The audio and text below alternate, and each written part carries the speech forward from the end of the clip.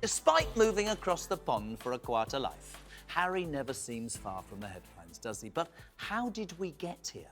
Let's join the Prince of Privacy on his short journey from royal limelight to celebrity spotlight. Yes, all aboard, my friends, and apparently this rhymes. Ready? We begin the journey at Frogmore, but Harry and Meg didn't want to live there anymore. So the couple moved across the Atlantic to escape a life which was far too frantic.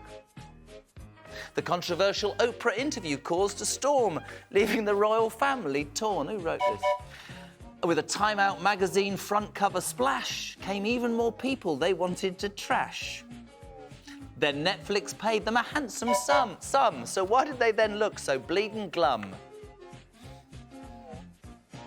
And cue on. And then came Spare, and we all know what happened there. South Park poked fun at the pair too, but we're told that they will not sue.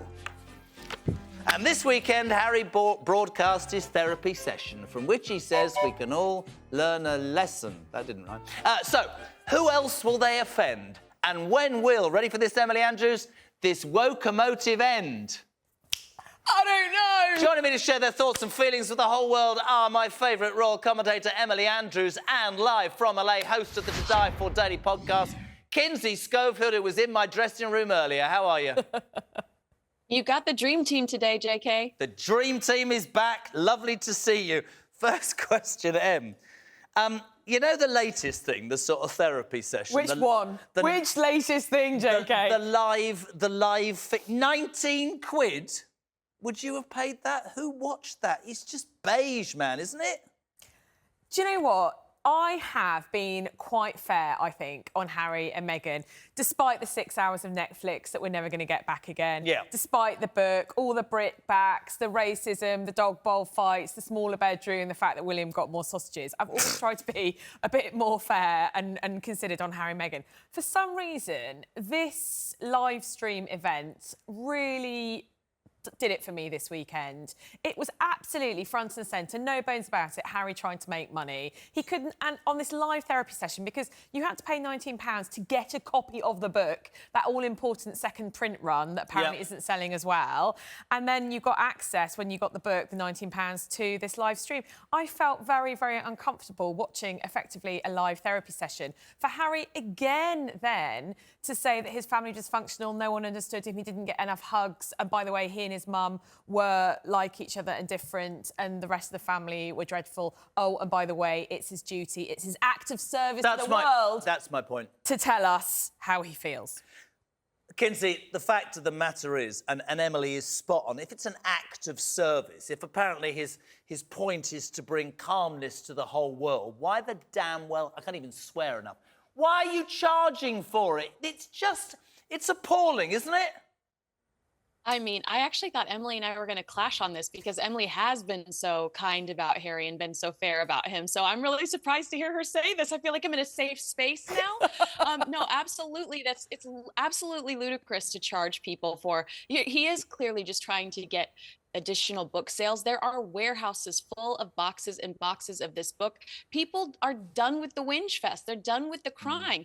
And I mean, the way that these people use victimhood as currency, I think culturally we're tired of it, and it's going to end soon. So I mean, they better get out of it what they can, because the American people specifically are really getting tired of the complaining and crying. And I think the interesting thing as well, taking your point a step further, Em, is that, you know, if you're apparently, you know, performing an act of service to help the world, if you do it in a safe space where you can't be criticised and nobody can come back at you, that's not charitable at all, is it? I honestly think, I don't know whether he's lost his mind. It's probably all the drugs he took. We'll talk about that in a minute. But it just, everybody I speak to, even people like you who were supportive, are saying, this is taking the mickey now.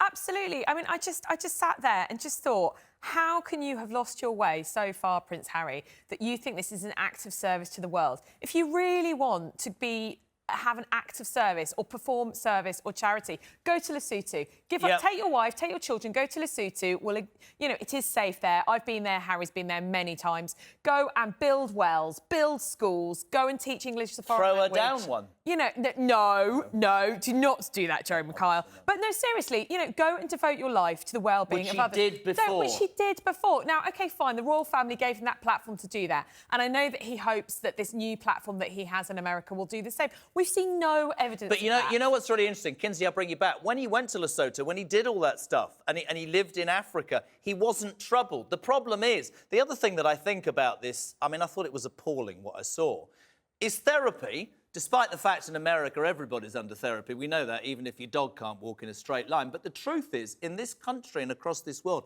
therapy has become a massively, massively important thing after the pandemic, and many people have understood the benefits. I think this cheapens it. I think this, in a way, drops it down.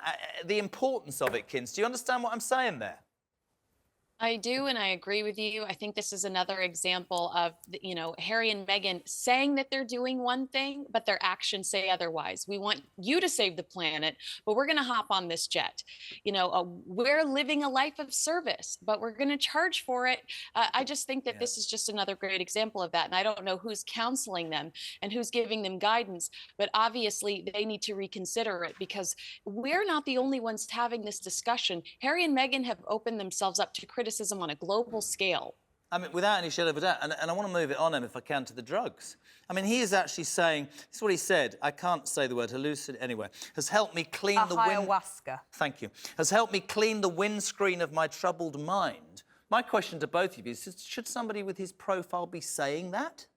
Well, this is... Is it promoting that? This is a psychedelic drug which originally was used in kind of South American shamanic ceremonies. So it's plant-based. It is illegal in this country.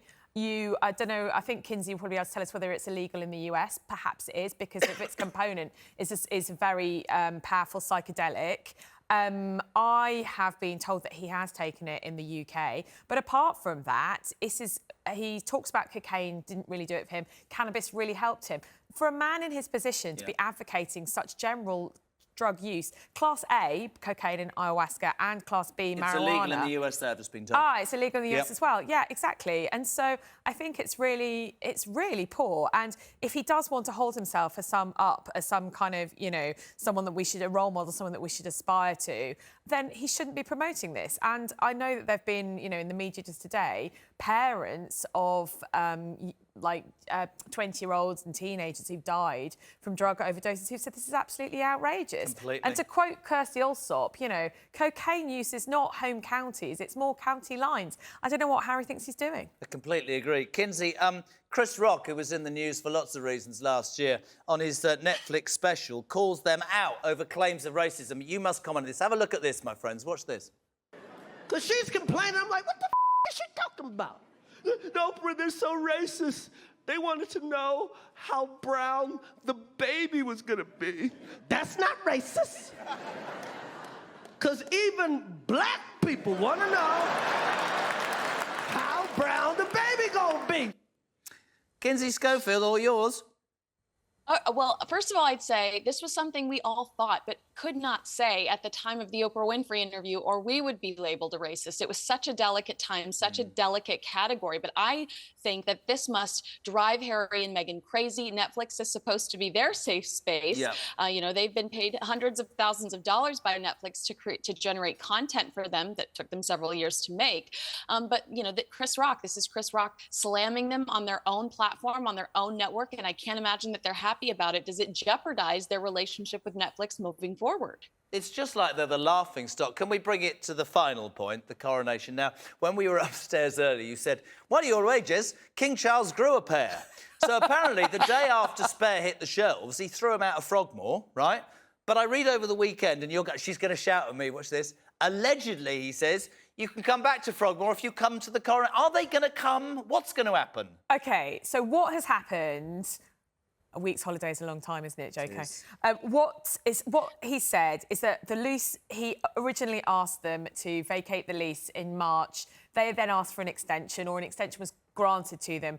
And so, for my reading, that means they will come to the coronation. All that has been said by the Sussex's office is, yes, they have received an email from His Majesty's office, but the Sussex's office wouldn't say whether Harry and Meghan were going, and thus prolonging the whole drama. And they will, they won't, they will, they won't, they? Very, very quickly, will they come, yes or no? Yes. Kinsey, one thing I read this weekend, which I think is very relevant, they're in a difficult position. If they don't come, they're going to lose publicity. If they do come, they could be absolutely booed between here and wherever. Do you think they'll come? What's the feeling in America, briefly? The feeling in America is that Harry will attend, but not Meghan Markle. She'll use Archie's birthday as an excuse to stay at home. Kinsey Schofield, amazing. Emily Andrews, amazing. I love you both.